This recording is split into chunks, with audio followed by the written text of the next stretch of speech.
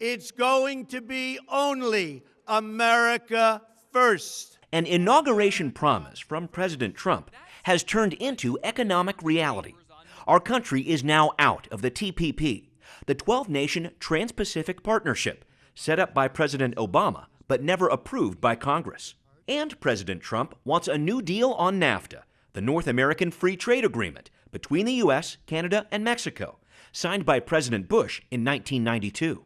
America will start winning again, winning like never before. We will bring back our jobs. But how will leaving the TPP, which covers 40% of the world's economy, and renegotiating NAFTA, a $1 trillion+ trade agreement, impact you? What drives the economy is our ability to export goods and services. Economist Dick Conway says, from planes to software, Washington is the most export-heavy, trade-dependent state in the nation. We do have a lot to lose if trade is interrupted in any way. Conway is concerned President Trump could set off a series of trade wars with his plan to keep more factory jobs in the U.S. by imposing high tariffs on goods from other countries. If in return China shuts the door on Boeing aircraft and Microsoft software, we could essentially be trading high-wage jobs for low-wage jobs. Stan Sorsher has a much different view of the problem. The real question is, how do we want to manage globalization? Sorsher is a labor representative for SPEA, the Boeing Engineers Union,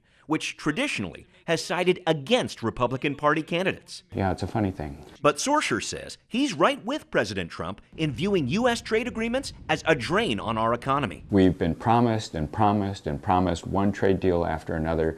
It's lost credibility. When you see our trade deficit since NAFTA is $13 trillion, seems like a lot of money to me. The Seattle City Council even spoke out against TPP 2 years ago.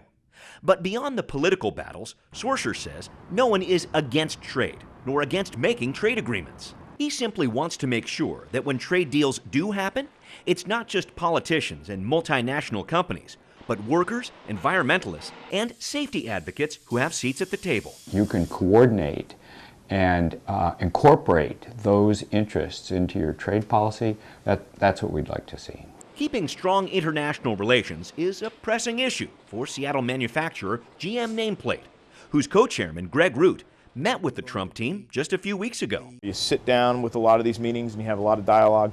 The Trump transition team is standing and they're moving fast. And business as usual in Washington is definitely not the way that they're approaching things. GM Nameplate is a $160 million operation with 5 plants in the U.S., making items for companies like Boeing and John Deere that help with branding or data input.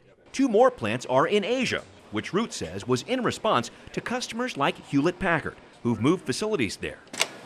With this specific medical device, Root wants to keep production work here in Seattle, instead of seeing it go to another company in a country with less expensive labor. It could likely end up in China. That said, Root, like other business leaders in our region, opposes some of the president's hardline international stances, such as the Mexican border wall plan. Am I in support of building a wall? Absolutely not. What GM Nameplate wants from our new president is a new conversation on trade that companies and the employees they depend on can benefit from. If we all work together a little bit closer and we really kind of realign NAFTA, you could have the same economy from Canada all the way down to the tip of Mexico.